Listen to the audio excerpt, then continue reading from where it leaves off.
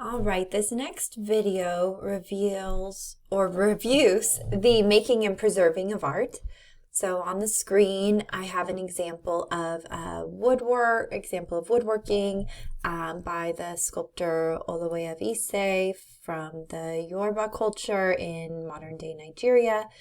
And you can see the wonderful texture and color that's applied. We'll talk about some of the questions that have been brought up in the analysis of his work and how it should be preserved and conserved. On the other side, we have a detail from the Sistine ceiling, which was a large painting project by the high Renaissance artist Michelangelo. It was painted between 1508 and 1512 in Vatican City, which is surrounded by the city of Rome in Italy. And so we'll talk about some of the questions that came up in the conservation of that artwork, but we'll also talk about the making of these materials as well. So it's about making and conserving, and you also have some readings this week that relate to some of these questions too. So before we jump into the material, this is the third week, and this is when I find people tend to feel less motivated about the material. The first 2 weeks, the excitement has worn off perhaps. So this is always a good time to kind of sit and reflect and think about what are your goals for the semester and how are you going to achieve them? Because this class is a pretty long class, right? It's going to last a long time. And so you want to think about how are you going to achieve your goals? And one of the good ways to do that is to write your goals down. So if we were in an in-person class, I would ask you to write down your 3 goals. If you want to, you can pause and come up with your goals, whether it's to finish the class with a certain grade, to graduate, to meet with your counselor. It's just important to think about what are your goals for the semester. So think about that.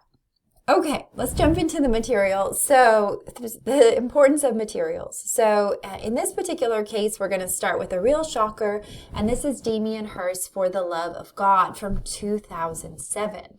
And so this was a sculpture that kind of stirred the pot, that was considered very controversial and represented the work of this particular artist named Damien Hirst, who was known for kind of unabashedly going after very wealthy collectors. He's very popular with very wealthy collectors and bankers and things like that.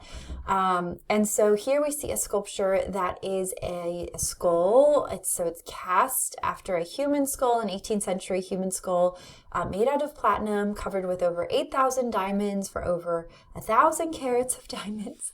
And then it also has human teeth, so like real human teeth. So couple of things can come up just in terms of the material. So it's mixed media. It has a lot of different materials. So it uses real diamonds. It uses platinum. It uses human teeth. It's based off of a historical skull.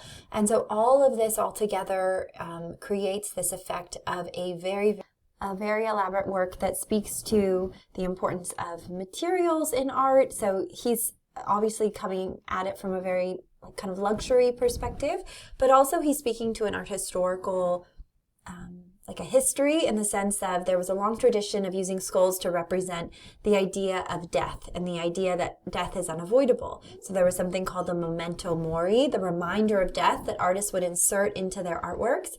And so including these kind of reminders of death was a way to jar the viewer, to shake the viewer, and to kind of say, don't forget you are mortal. Don't forget your time on earth is short.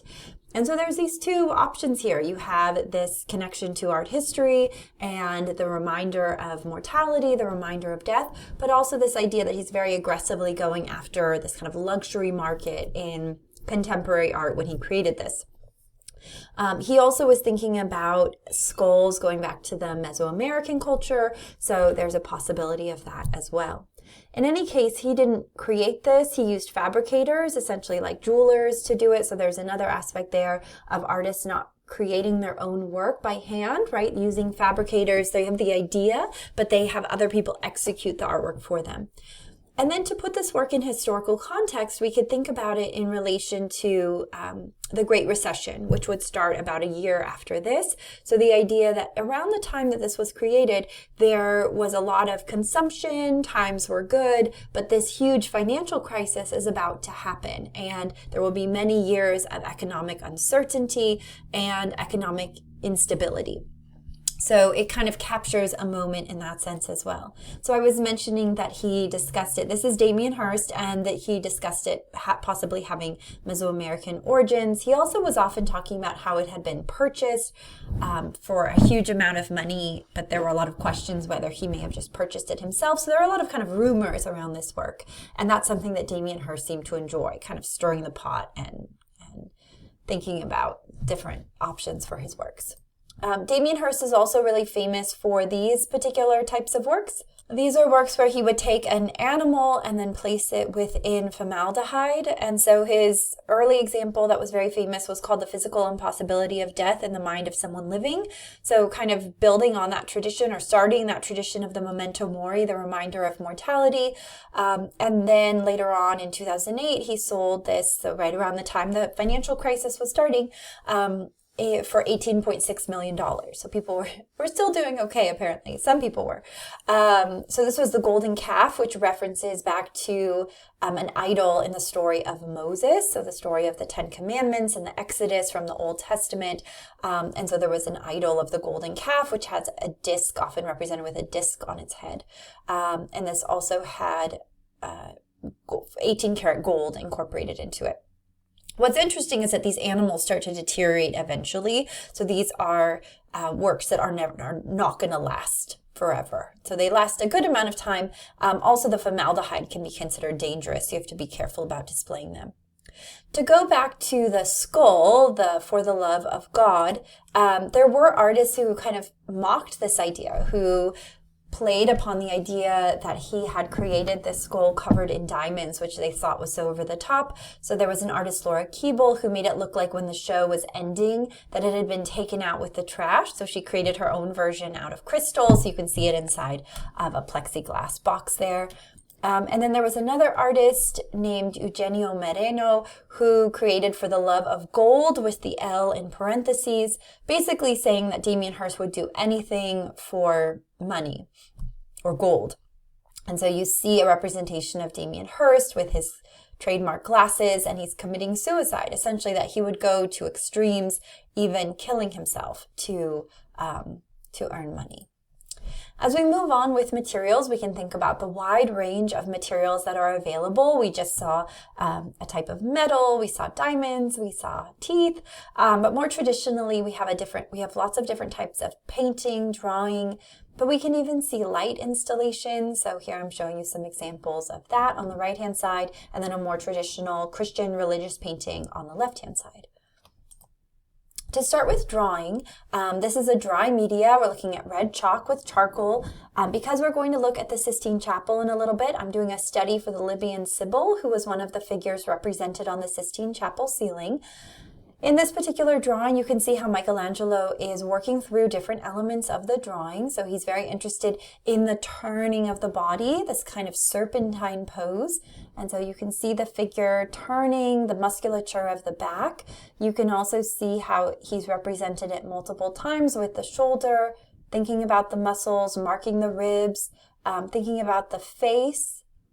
So that's represented multiple times. The toe. So he's really thinking about the toe as well. And drawings are something that can really inform us about the artist's practice, but sometimes drawings can be completed works in and of themselves.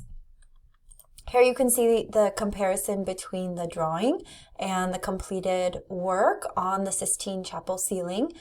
So Michelangelo primarily used male models. So you can see this is a male model who presumably would have modeled in the studio for Michelangelo. And Michelangelo thought the male body was the most beautiful. So here we can see how he's adopting that form into this Sibyl. So it was said the prophets and the Sibyls foretold the coming of Jesus. So this is a religious work for a Catholic space for the Vatican. And so there are prophets and Sibyls represented around the ceiling. And so this is specifically the Libyan Sibyl that's holding on to her book. So you can see how the pose is intended to hold on to the book off to the side. You can also see the importance of that toe right there. Okay, moving on. So let's move into wet media. So we'll just go through very quickly some of the different types of materials that can be used to create painting. So we have fresco, encaustic, tempera, gouache, oil paint, and acrylic. So painting is just pigment and a binder. So pigment are these colors. So before people made synthetic paints, so paints made in the lab, they had natural paints, and some artists still use this, but you would get natural colors in the form of minerals, rocks, things like that, and you would grind them.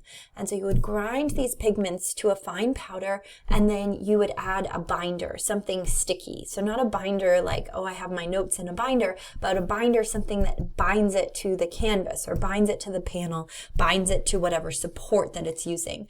And it was very important for early artists, early painters, artists in training to grind the pigments, to learn how to create these colors or to create these paints. So that was often a first step, was that you would grind the pigments. It was a lot of work. So starting off, we're going to look at fresco. This is the Sistine ceiling that I keep talking about. We have seen the Libyan Sibyl, who is represented along this area here with the prophets and sibyls. And so you can see, remember, those are the ones that foretold the coming of Jesus. Along the center, you have the story of Genesis, the story of creation. So very famously, you have things like the creation of light and dark, the sun and the moon, or the separation of light and dark, the sun and the moon, the creation of Adam, the creation of Eve, and the expulsion from the garden. So all of that's incorporated. This is made out of fresco, which we'll get into in some detail. I just wanted to show you where the Sistine Chapel was located. It's right here. This is the main church of St. Peter's Basilica. So the main church, when you see the Pope, usually he's out on this balcony, or he's holding mass out in St. Peter's Square, which is right here, or he's inside St. Peter's Basilica. But when the Pope is elected, that happens in the Sistine Chapel. And the Sistine Chapel is right over here. And it's a very popular tourist attraction because people want to see the Sistine ceiling. And it's the Sistine ceiling, not the 16th ceiling. Okay, so here is the whole ceiling kind of unwrapped upon this slide. So for fresco, this is used in large murals. It's painted directly onto the walls, and you have two types of fresco. You have fresco secco, which is the paint applied to a dry plaster wall. This is a very dangerous kind of fresco to use because the paint can start to flake off. It can start to kind of chip away very easily. And so it's important just to keep in mind that you want to do this very carefully, and you probably want to use instead the buon fresco technique or the true fresco technique. This is where the plaster is wet and pigment is applied kind of like watercolors. You add the pigment to water, and then it's applied to your wet plaster, and then as the plaster dries, it gets sucked into the wall, creating a very durable painting. So we have frescoes that have lasted thousands of years.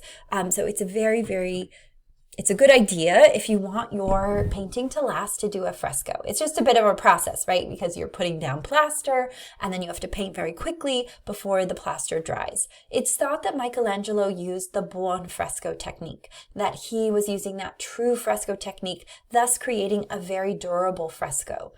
However, we're going to talk about this in a minute. When they cleaned the ceiling, they were worried that they may have taken away any of the additions Michelangelo may have made in a secco technique, in a dry technique. Like, did Michelangelo paint it in that true fresco technique? It got sucked into the wall, became very permanent, but then Michelangelo went back and added some dry elements. We think that wasn't the case, and so that's why they felt pretty comfortable cleaning it. They don't think they removed any of those additions because they don't think Michelangelo added anything secco or dry. But that was the concern when they were cleaning it. They were worried, were there any additions that were added later that could have been damaged in the conservation? So that's just a question that came up when this was conserved, but we believe that Michelangelo created it in the buon fresco and the true fresco in that wet technique that creates a very durable painting.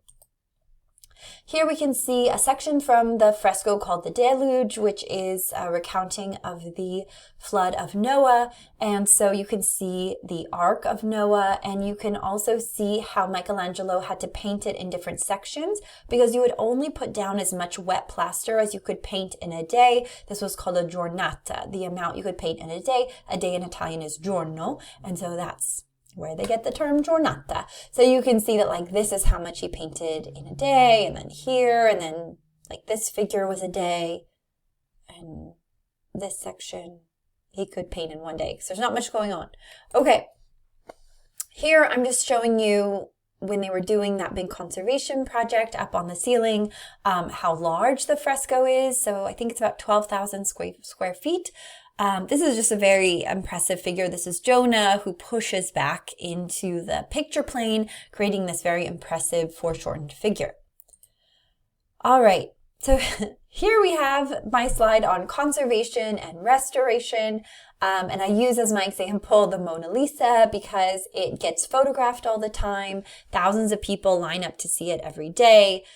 So it's a work that needs very gentle attention and care.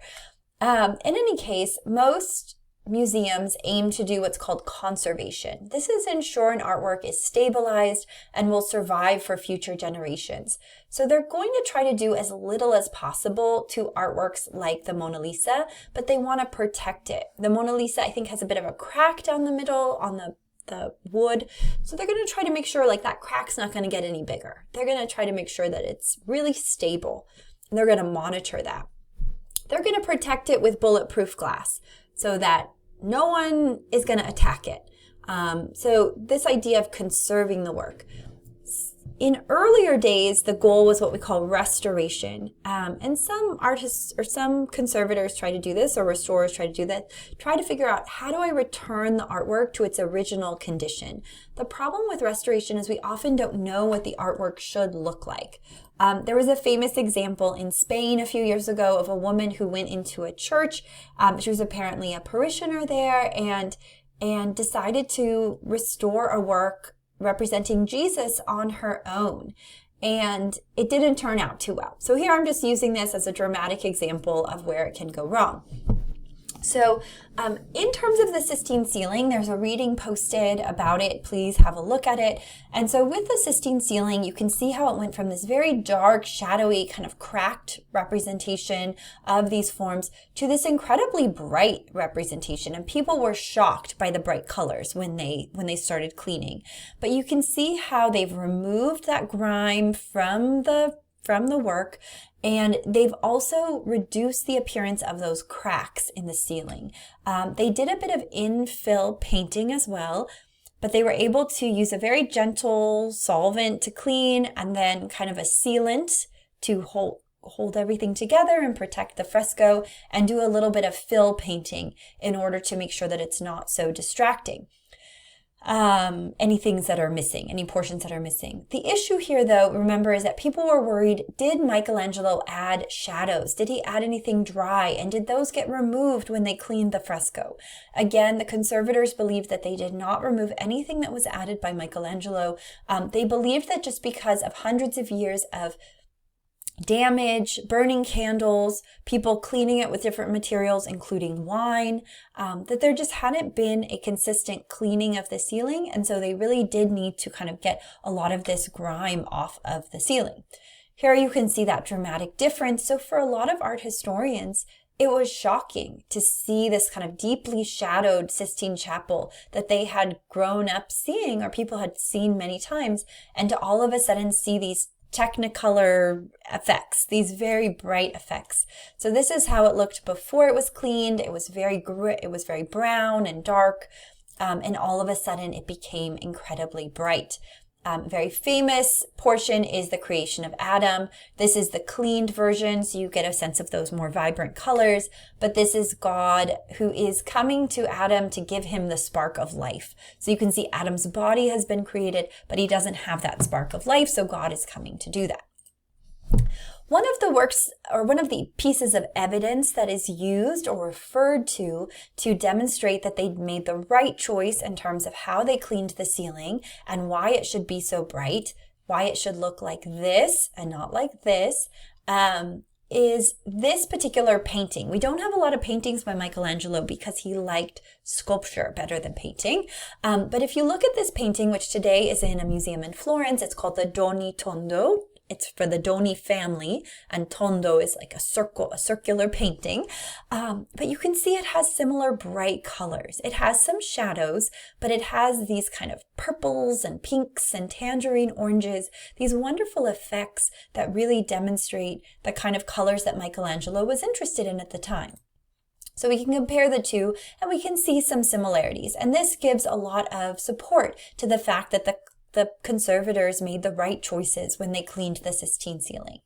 Another example is a work by Leonardo da Vinci. This is a work we saw last time when we were thinking about atmospheric or aerial perspective. So you can see that kind of bluish, grayish background here. But you can see how it went from being this very dark, shadowy effect to a brighter effect. But this can be very controversial. So here I'm showing you some of the details. Here I'm showing you a conservator hard at work.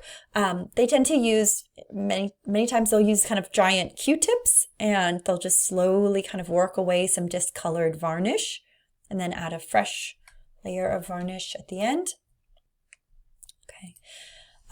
And very frequently, cleaning of these famous masterpieces leads to controversy. So here I'm just showing you an older article where the museum that holds this painting, the Madonna and Child with St. Anne, this is the same museum that holds the Mona Lisa. It's called the Louvre in Paris.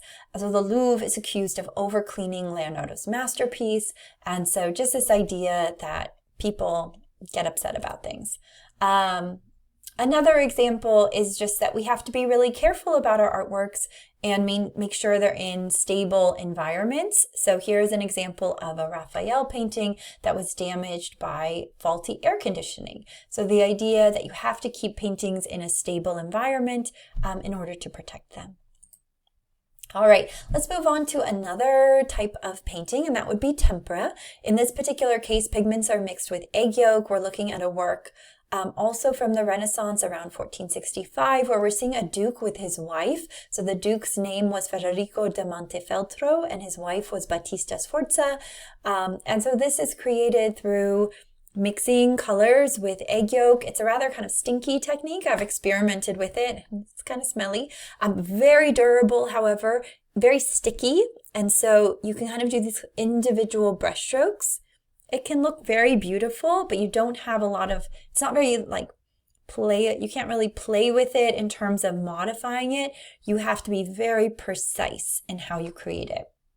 People often will refer to the fact of like when you have eggs, you eat eggs and they're stuck to the plate, it's very hard and you really have to wash it to like get the egg off. Moving on to gouache. So gouache is a watercolor with white chalk. So you mix in chalk to watercolor to create more of a kind of a thicker paint, but it has a chalky appearance in some cases, more of an opaque quality paint as noted here. Here we're seeing an Iranian painting with wonderful representations of patterns and colors. And so you can also see this use of gouache and also just chalk as well by the French artist Boucher. We also have encaustic, which is one of the most ancient forms of painting. So again, if you want your painting to last, encaustic is another good example or another good option in addition to fresco. So this is a portrait, a mummy portrait. So these portraits were done on wood and then placed on mummies in Roman Egypt. So when Rome controlled Egypt. So you can see it almost looks like dripped candle wax. And then there was an artist named Jasper Johns who created this work called Flag, which also was used as encaustic or with the encaustic technique. We're going to move on to oil paint. Oil paint is very popular. This is what many artists use today. Oil has a slower dry down, so you have more opportunity for modification.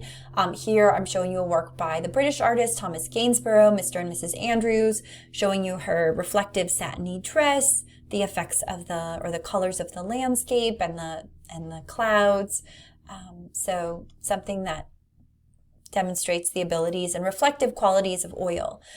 Here I'm showing you a work by the French artist Ingres, and this is his Grand Odalisque, and you can see just how he's really delighting in the different textures and the different ways that oil can create these reflective effects. So you have the kind of this satiny curtain, you have the feathers, the gems, all of this is very good for oil.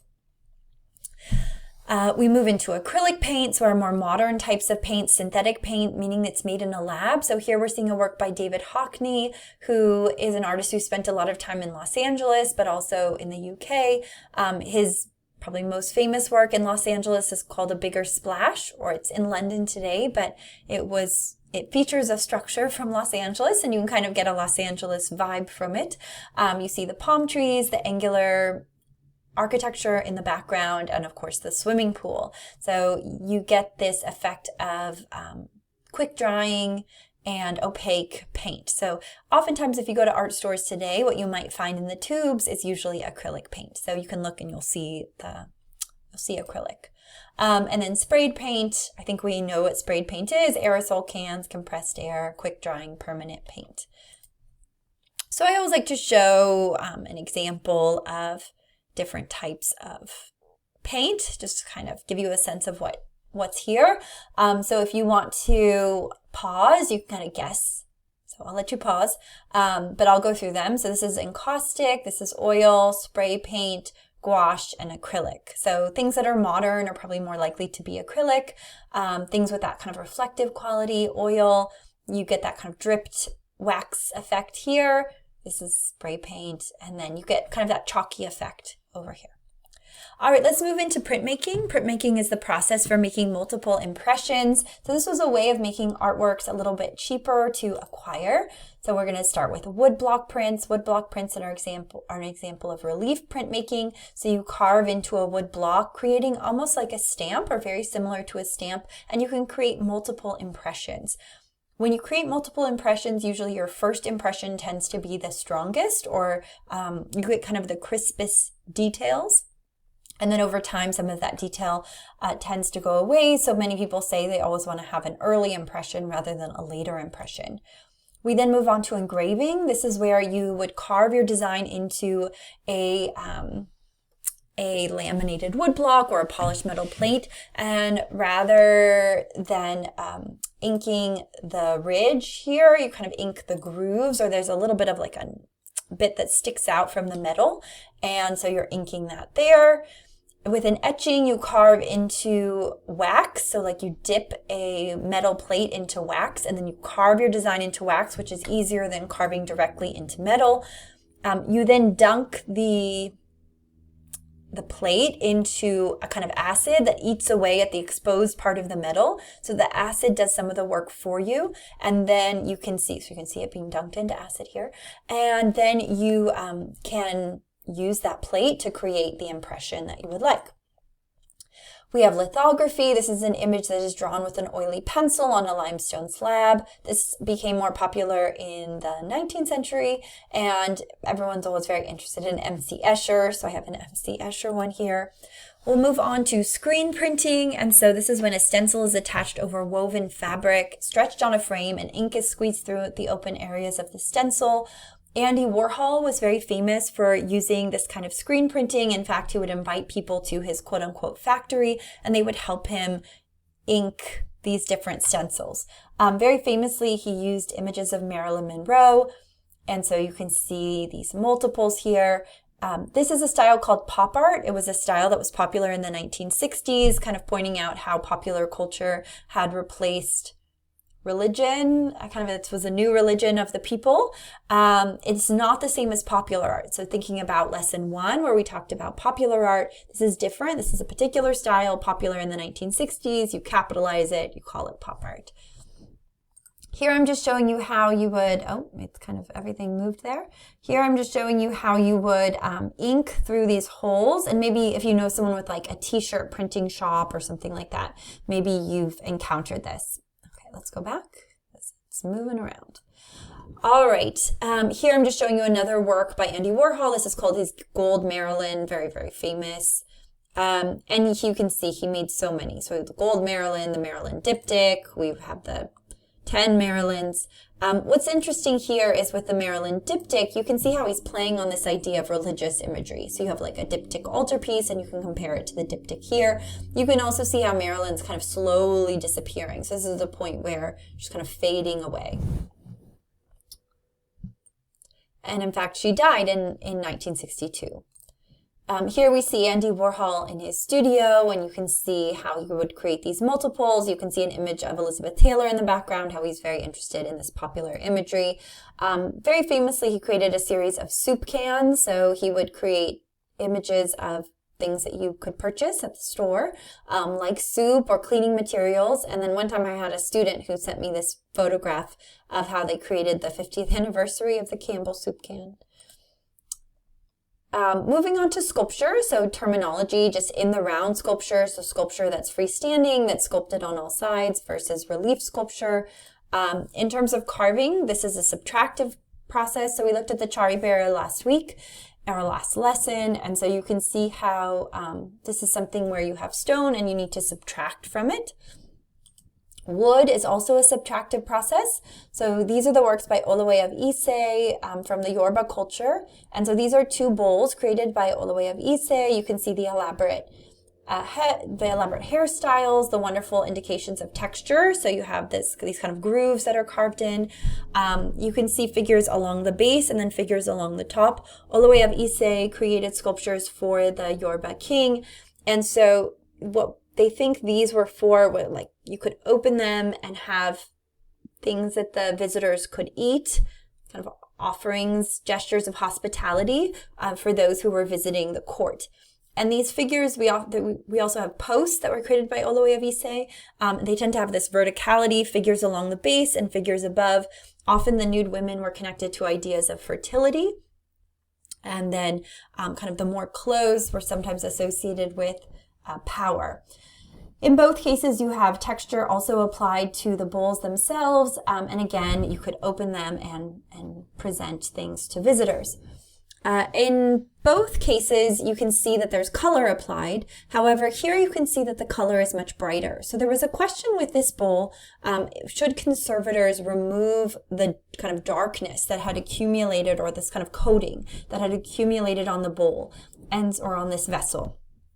And so what they did is they tested the coating, and if it was synthetic, they were going to remove it. If it was something that was made in a lab, essentially, they knew that Olowe of Ise would never have used some kind of synthetic coating, and they figured that someone else must have added it. But when they tested it, it was natural.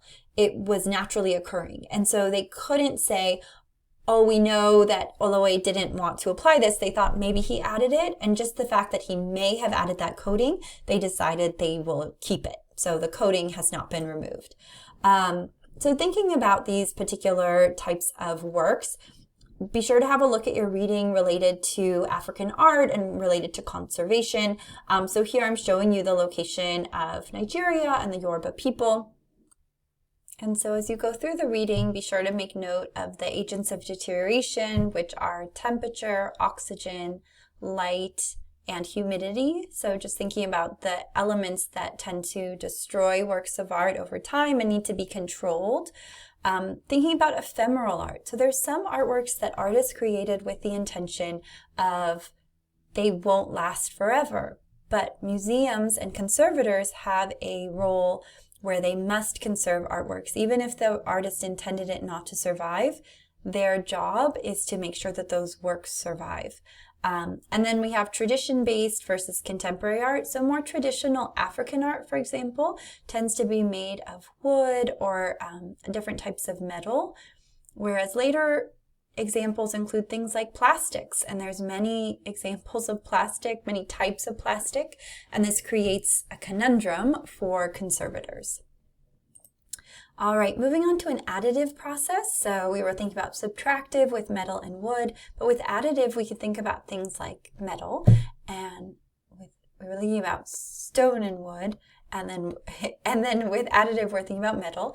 So for large bronze sculptures, we have what's called the lost wax casting method. I'll include a video where you get a sense of how this was created.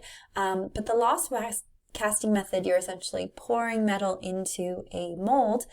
And a very famous example was created by the artist Cellini. This is Perseus with the head of Medusa. Perseus was a famous Greek hero in Greek mythology, and he was able to defeat Medusa. And so here you see him on top of her body. She has been decapitated. He's holding her head aloft, and blood is pouring from her neck. This was a very challenging pour to create the sculpture, to pour the metal to create all these details. And so here we can just see some different views. Here we can also see the trophy heads. This is from the Benin Kingdom, from also around the area of Nigeria. These are earlier than the Olowe of Ise sculptures, so these date to the late 15th, early 16th century. The Benin Kingdom was very well known for its sculpture, but you can see in this particular case, the coating was removed. So they decided that this coating was not something that was original, and so you can see how you have this different effect after the conservation of this particular trophy head. So you see pre and post treatment, and this is a copper alloy. In this particular case, you can see again texture, this marking of the eyebrows, and like neck rings around the neck. All right, moving on to mixed media. So an example we saw was for the Love of God, the 2007 sculpture by Damien and Hirst. So using different materials like platinum, diamonds, and teeth. We can also think about costumes and masks. Masks tend to be mixed media in many cases. The Egungun mask costume that is associated with the Yoruba people, this is connected to ancestors and ancestor, like masquerades connecting to the ancestors. And so the idea of status is connected to the kind of layers and layers of material here. And in this case, the mask covers the entire individual underneath. So you have this full body costume, if you will, or masquerade, if you will. And you can see how mixed media it is. So you have cloth, plastic, wood, and these types of costumes, which have now entered museum collections, these have presented a lot of conservation conundrums as well. You can also just see in this example kind of how it moves and shifts and could be activated through masquerade. Another example of a mixed media installation is called the Ecstasy of St. Teresa, going to a period called the Baroque period in European art. The Baroque period is known for heightened emotion, variety of materials, curving, and logical forms. So the artist was named Bernini, and he created this image or this sculpture of an angel coming and piercing the heart of St. Teresa and kind of inflaming her with love for God. And so that's what you see here at the center, but here I'm mainly showing you the whole installation, which includes marble, stucco, paint, all different kinds of materials and lots of different colors. Here we can see a close-up where you see the angel with the arrow and St. Teresa in ecstasy. And here you could just get a sense of how theatrical the whole scene is, the curving elements, and the different types of stone that's used. Moving on to photography.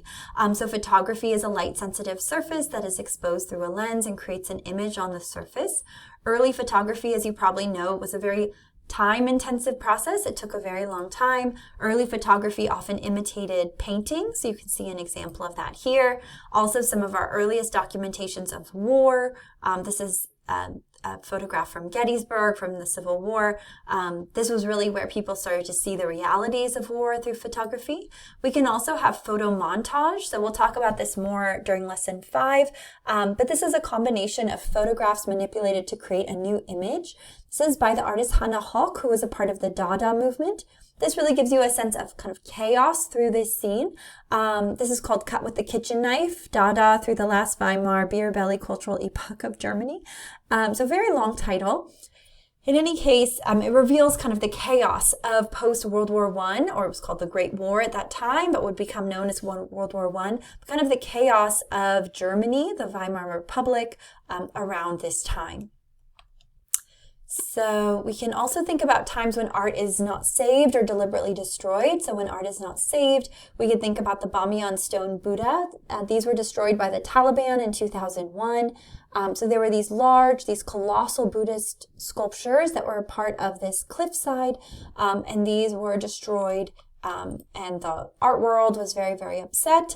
And still today, they're not back. There's been some discussion of recreating them, but they're no longer there. So the Taliban, believed these were idols and that they needed to be destroyed. And it also just kind of stirred the pot and caused some drama. We also have examples of a period called iconoclasm, which happened around the 8th century, where in Byzantine culture, so areas around modern-day Turkey, so the area of Constantinople, modern-day Istanbul, people decided to deliberately destroy images because they believed that these images were being worshipped as idols, kind of distracting people from their faith. So we have cases where these idols are destroyed. We also have cases more recently of individuals demanding the removal of Confederate statues, so statues that seem to deliberately glorify the Confederacy and racist messages. And so this is something that has become controversial. Some people have said, let's keep them in museums so we can kind of reflect on that, on what happened. And then the idea that these were often put up during the Jim Crow period as a way to intimidate individuals. So just kind of thinking about what are the cases when it's time for these works to be removed and or destroyed. So this is a case in Durham, North Carolina. Here we have Silent Sam, which was toppled by protesters in 2018. And then we also saw the example of Notre Dame in Paris and how it was destroyed through a fire. So there was, of course, extensive damage in that particular cathedral. And so you can just see the difference. I wanted to show you, so there was this wood underneath or above the ceiling. And so this is what really sparked because it was so dry. And when it was cleaned, it now looks like this, or when it was conserved and reopened. Essentially, they did an extensive amount of cleaning, new lighting, it seems, and they used this kind of technique where they pulled the kind of dirt out of the pillars, giving it this very, very white effect. And so for me, it's very striking how it looks today. To me, it looks very, very different. There was a tweet I found that kind of showed this stark comparison. This is the Notre Dame that I'm used to. This is very, very different. So it's very bright, very white, very clean following the conservation. So you could just think about, what are your ideas about conservation? What do you think are the best ways to do this? What are some of your reactions to the examples that I've shown you? And you'll be able to comment in the discussion and things like that. So thanks for watching. I know this was kind of long. And I'll see you in lesson number 4.